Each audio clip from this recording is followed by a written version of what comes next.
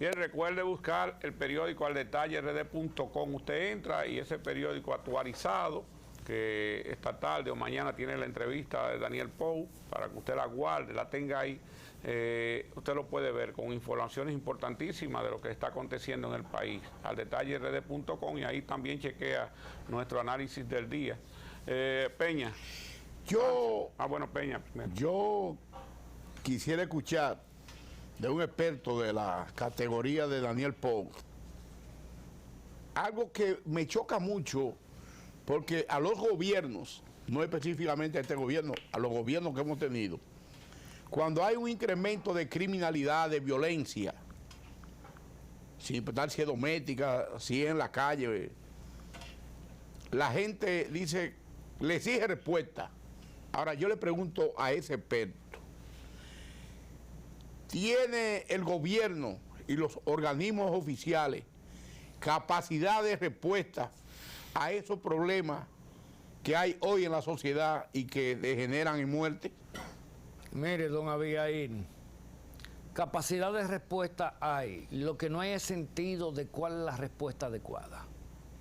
¿Por qué? Porque la cultura nuestra de ser reactivos nos impide, oiga bien, instalar las capacidades adecuadas para prevenir las situaciones. O sea, somos reactivos, actuamos después de, no tomamos medidas. Yo entiendo que la prevención cuesta mucho, la prevención se toma tiempo, pero aquí se ha apostado históricamente poco por la prevención. Entonces, en el año 2002, cuando nosotros estuvimos en el Congreso metidos, ¿tú te acuerdas, Abigail, que la discusión en el 2003 de la reforma de la policía? Nosotros le advertíamos, porque fue un equipo de Flaxo, y un equipo también de la Universidad de Puerto Rico, le advertíamos que todo esto que se ha venido desarrollando en República Dominicana estábamos en ciernes, pero nadie nos quiso poner casos. ¿Por qué? Porque trabajar para la prevención, ¿y qué es eso? El problema es que trabajar para la prevención es realmente la mejor inversión que tenemos. Hoy en día, entonces, como tenemos las llamas en la puerta de la casa, entonces hay que salir a dar respuestas que la mayoría de las veces no son las más adecuadas. Porque lo primero es que piensan es combatir la violencia con más violencia, y no se dan cuenta que la violencia, no importa de dónde venga, si de la policía, si de los ciudadanos, si de los criminales, crea una sinergia favorable para la violencia. ¿Por qué? Porque cuando la policía, por ejemplo, ejecuta un muchacho de esos, eso inmediatamente despierta, dispara un mecanismo de autodefensa que empieza a decir, bueno, ahora nosotros tenemos que ser más violentos todavía, ¿verdad? Y vamos a ser más violentos con los ciudadanos. No sé si ustedes vieron recientemente del tipo que está atracando, le da con la pistola que tiene, que está sobada y martillada, un maquinazo a una de las personas que estaban en el recinto, que estaban atracando, y se le zafa un disparo y mata a su compañero de atraco. Sí. Inmediatamente mata a la otra persona que está ahí porque lo culpó. Mira, por ti, ¡boom! O sea, un disparo y lo mata. Pero así que opera la violencia es contagiosa. Entonces, mira, lo que sucede está que tenemos que cambiar la manera de pensar, de cómo enfrentarlo. Una cosa así que yo creo que debe ser una exigencia, un clamor social.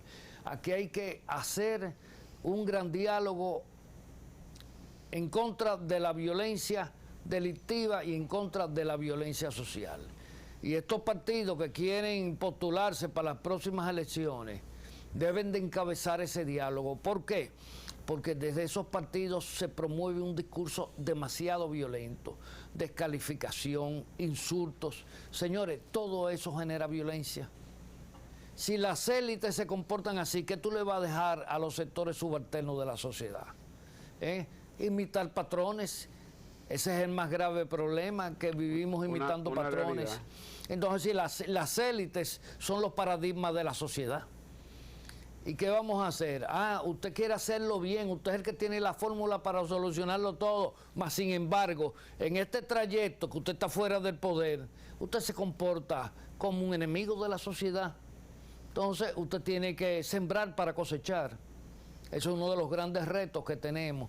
Entonces, tenemos que aminorar ese discurso violento, ácido, ese discurso lacerante, porque lamentablemente con eso estamos enseñando a los niños, adolescentes, a los adultos a ser violentos. En República Dominicana una de las cosas que más preocupa es que cuando tú revisas el grupo etario de la tasa de homicidios que más muerte aporta, el 46%, son personas entre 18 y 34 años.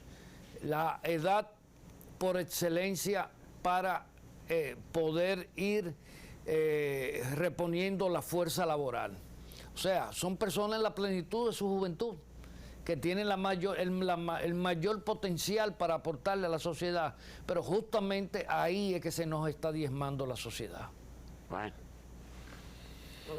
Señor Daniel Pou, hay algo que, como usted es experto en esta materia, hay algo que no quisiera que se nos fuera el programa sin darle una explicación hasta donde usted entienda respecto a una situación con las drogas que se da particularmente con la cocaína.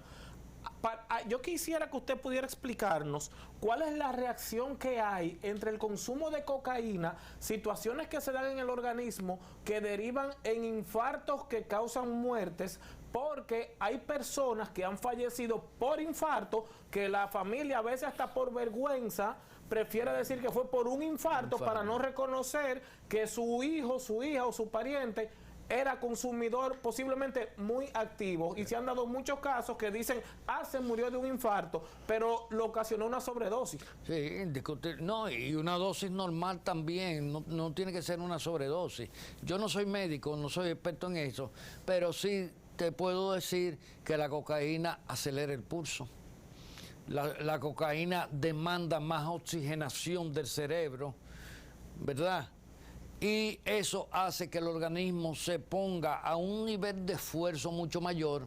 Entonces, si mucha gente no sabe que tiene soplo, que tiene problemas de válvula, que tiene arterias obstruidas, y se mete una o dos rayas de cocaína y está feliz, pero justamente en una de esas situaciones puede entregar su vida. Porque usted ve incluso que para determinados estimulantes, como los estimulantes sexuales, dice consulte a su médico. Porque las personas que tienen cardiopatías, y aquí hay una cantidad de personas con cardiopatías que no son detectadas, con diabetes, por ejemplo. Aquí el número de diabéticos es un escándalo. Y tú ves, pues, ahora tú ves todos los centros de diálisis renal llenos, que para tú hacerte una diálisis tienes que coger turno con varios días de antelación.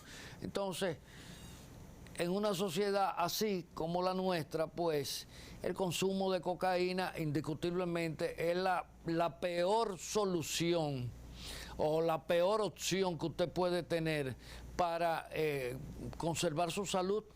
Un cardiópata con un problema de válvula, una raya de cocaína te lo puede dejar frito, tieso en el acto. Daniel, usted decía y mencionó ahorita los partidos políticos.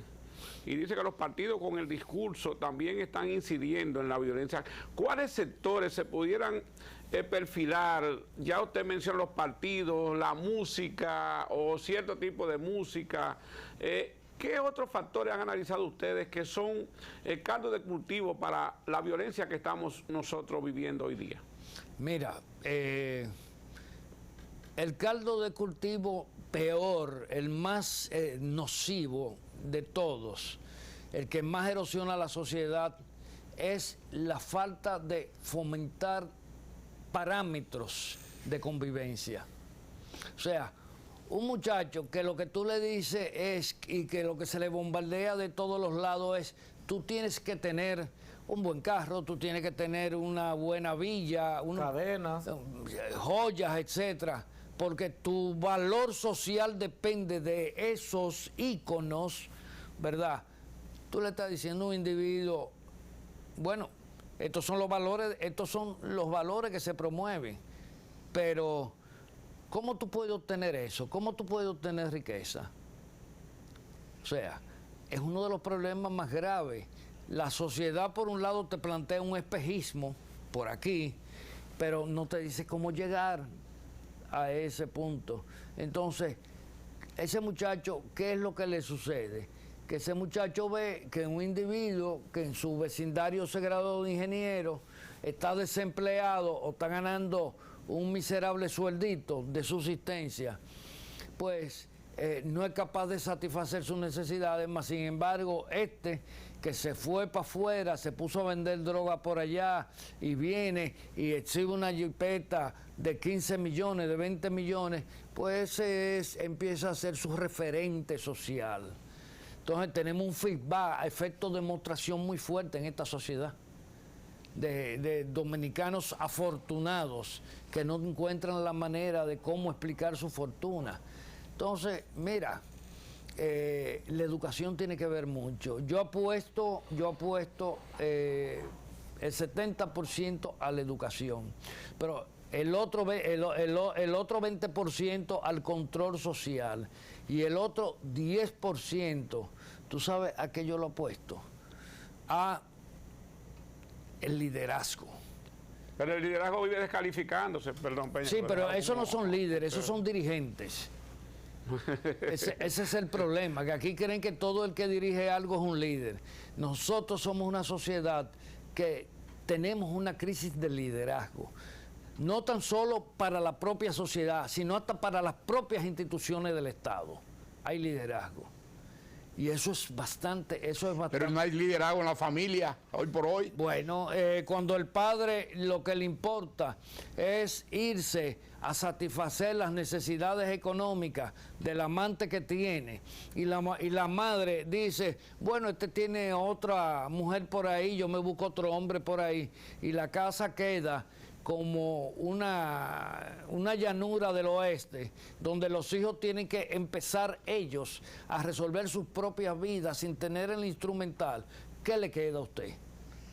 Ese es un problema que tenemos. Y la violencia es propia de los sectores económicamente vulnerables, o hay estadísticas de los niveles medios y altos de la sociedad aquí. Qué buena pregunta, Abigail. ¿Tú sabes que las provincias más pobres del país son las que menos violencia tienen? Son las que menos violencia tienen. Estamos hablando del Ceibo, de Elías Piña y de Sánchez Ramírez. Sí, todas esas provincias fronterizas, todos esos pueblos, por ahí casi no se produce ningún tipo de violencia. Puede producirse una riña, lo que sea, etcétera. Pero resulta que la violencia tiene sobre todo carácter urbano.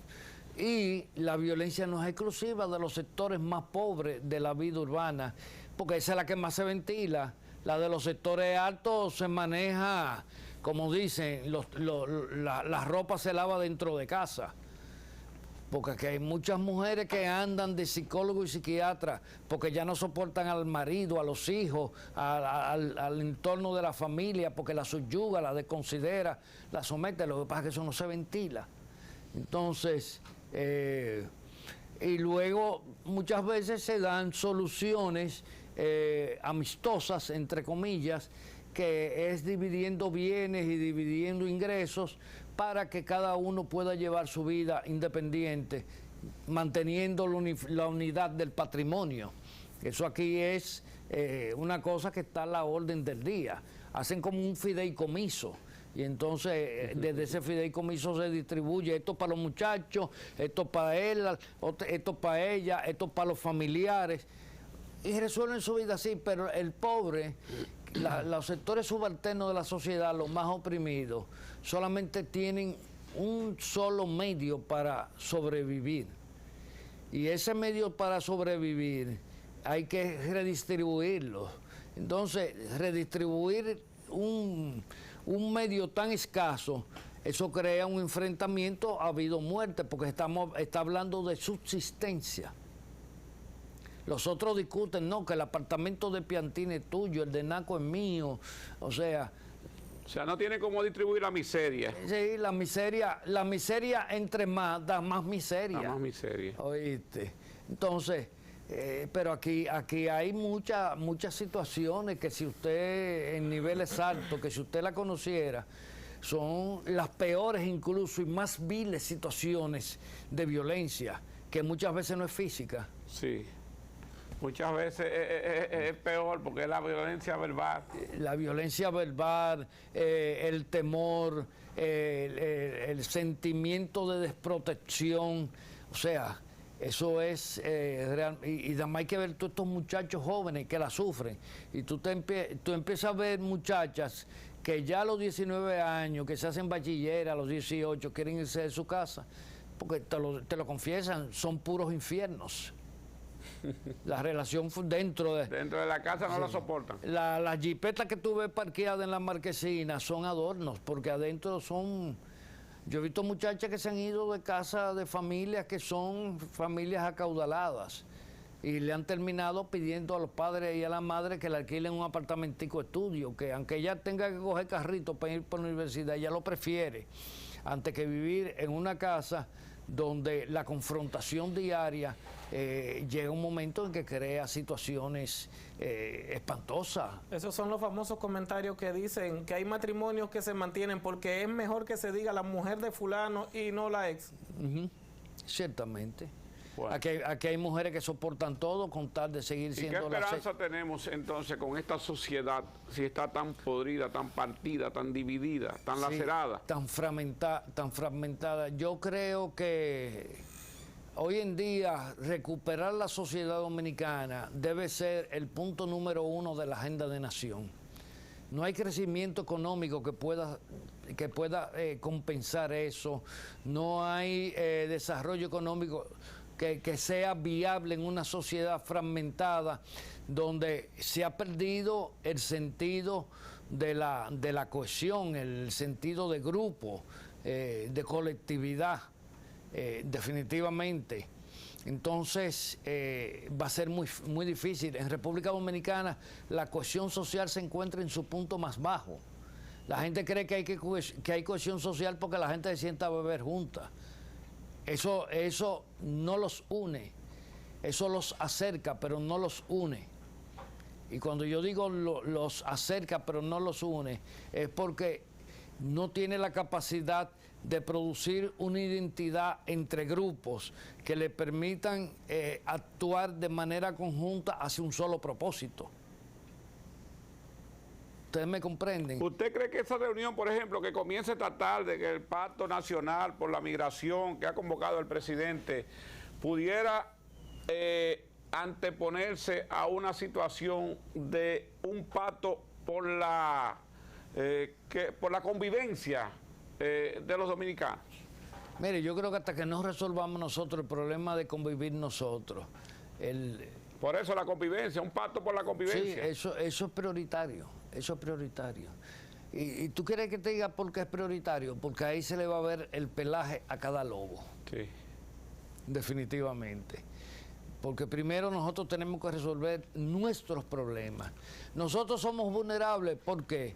Porque no tenemos resueltos los problemas que generan la relación entre nosotros.